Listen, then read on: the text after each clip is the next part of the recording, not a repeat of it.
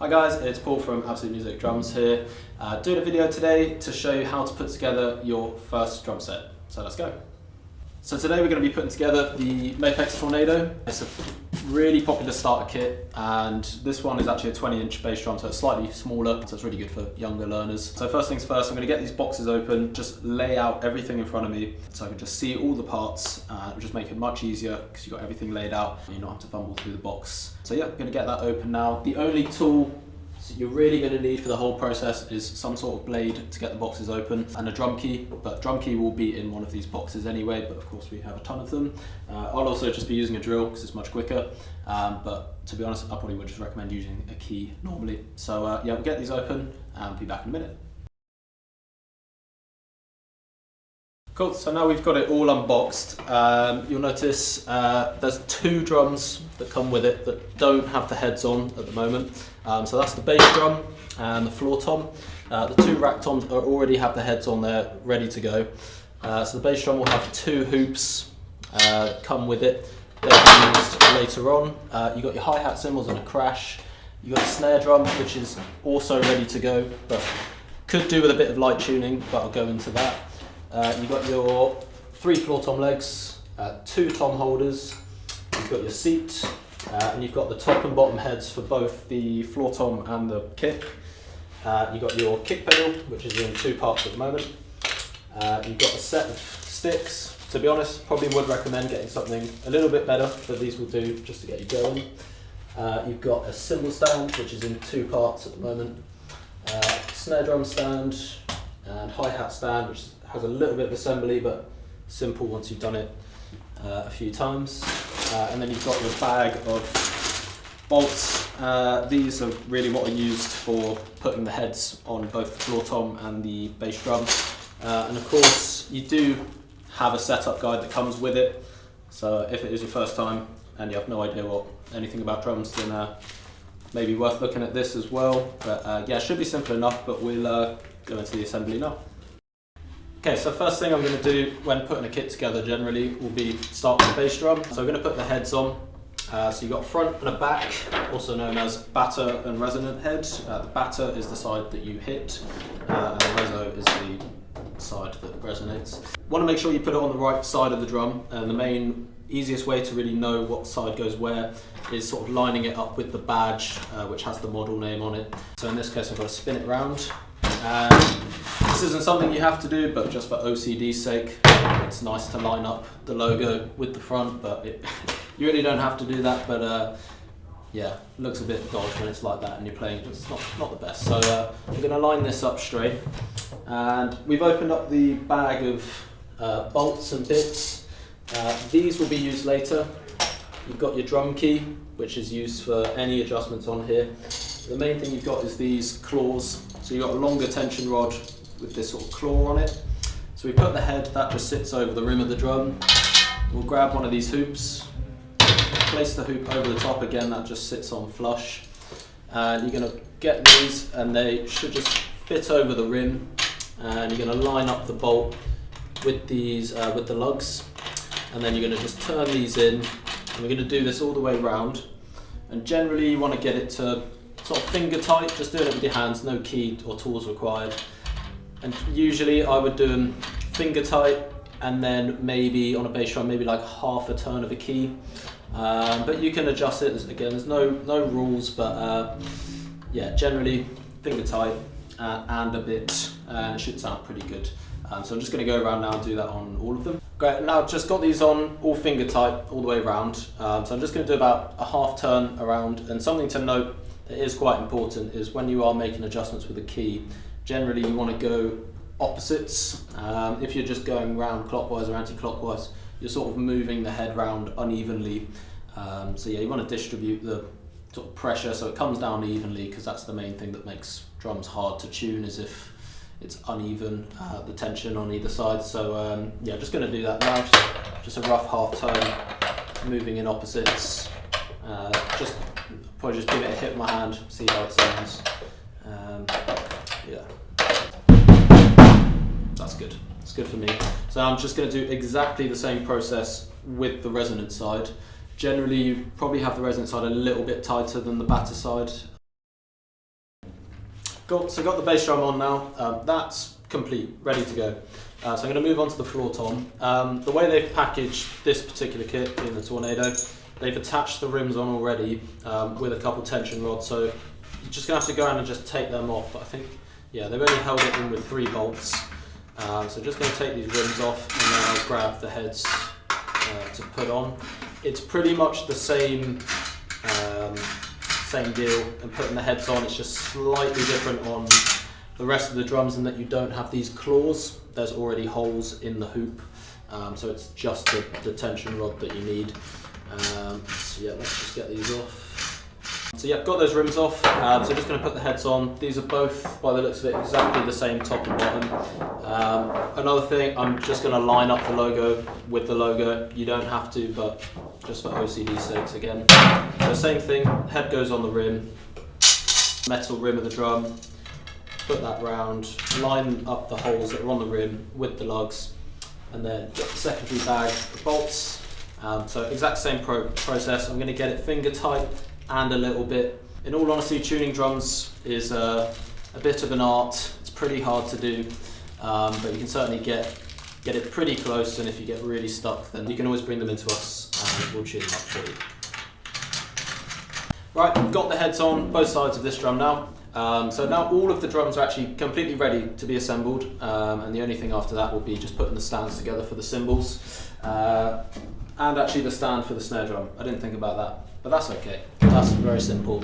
So with the bass drum, you've got legs either side, so you just want to undo them, and there are little grooves in the metal that you can line up to an arrow on here. Generally you want them at a little bit of a front angle, but yeah, nothing too extreme. So that's the bass drum ready to go. Now we've got 2 tom holders here. These are really simple.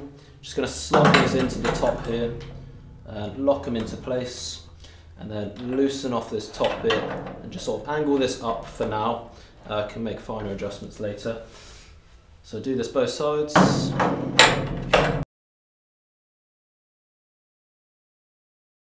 So now I'm going to grab both the rack toms. These are already just ready to go out the box. They already have the heads on. So these literally just slot onto here, and then just tighten it in place. And that's that. So do that both sides.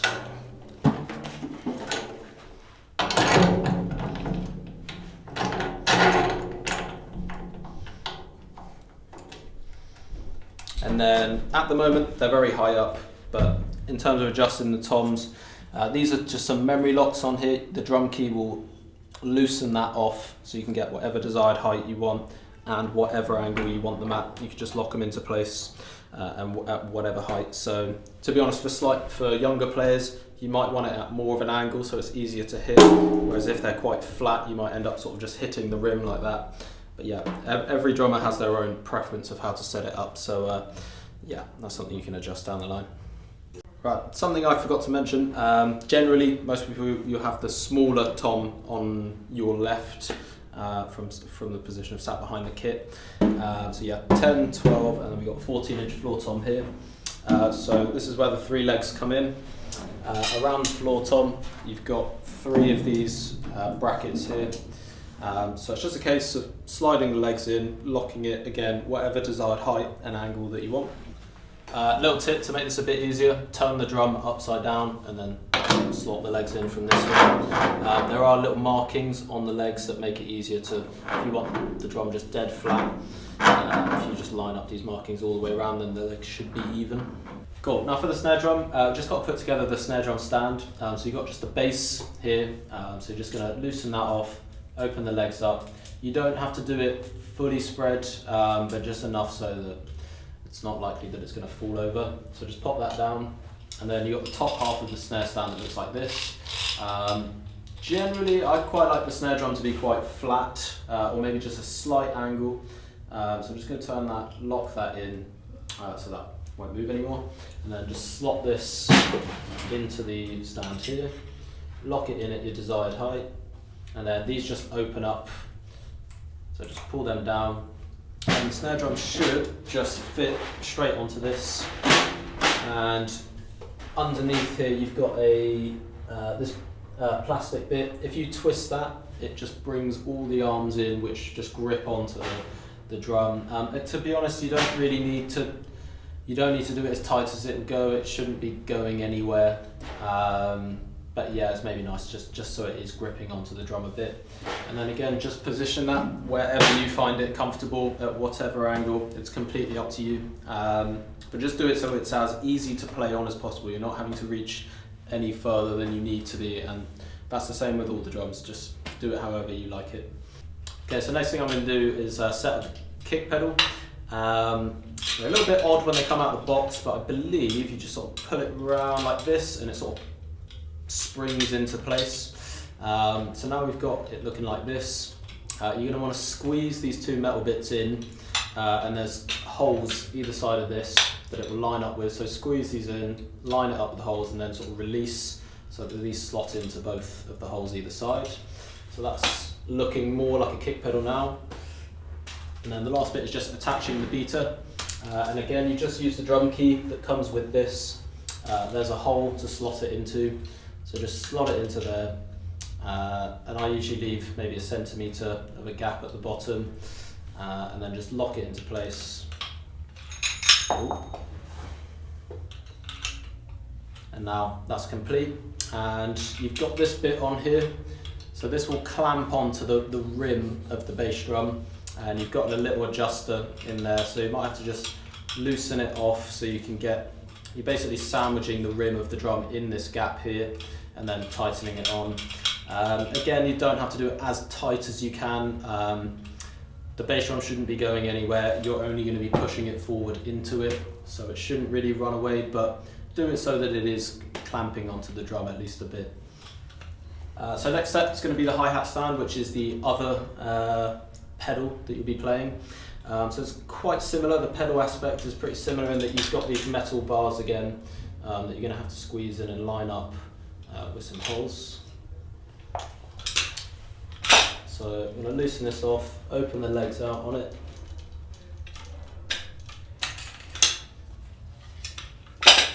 And a little trick that I've always sort of done is loosen this off and just kind of push it and kind of wobble it around so that all the feet are touching the ground and this metal plate here is all touching the ground, so it's not uneven, because you might have it where this is touching the ground but the legs are not, and then the whole thing's going to be like wobbling around when you're trying to play it. So that's in place, so I'll lock it in, and again just squeeze these metal bars in, line it up with the holes and let go. So next bit, you'll have this sort of contraption here. So you've got your hi-hat clutch, just loosen this off. That's its own part, we'll come back to that. Here you've got a hi-hat rod. So this just threads into you'll see a little screw inside here. So you line it up with that, screw it in place, and that's that. And then you've got this pole here which has a little felt and a metal washer underneath. That literally just slide over the pole and slide down. Again, lock it to your desired height. And then finally you've got your hi-hat clutch. We'll come back to that. We'll do cymbals in a second. So next one is just going to be the cymbal stand.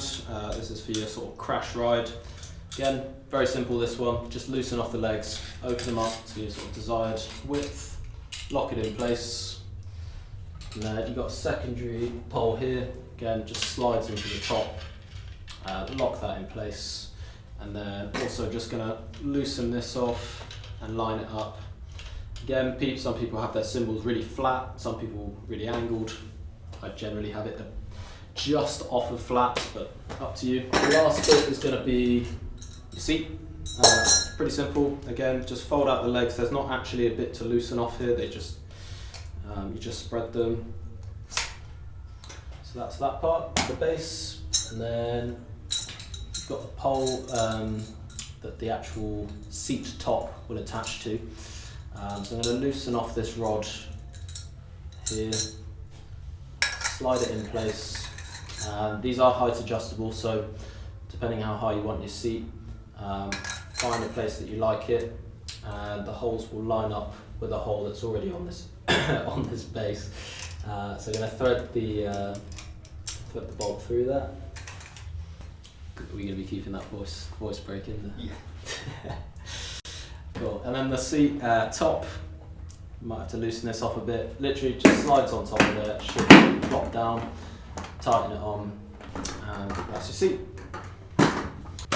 Okay, so the final step is putting on the cymbals. So you've got your hi-hats, which are two identical sized cymbals, generally 14 inch. I believe these ones should be 14 inch. So some people find these really complicated, but in essence it's quite simple putting these together.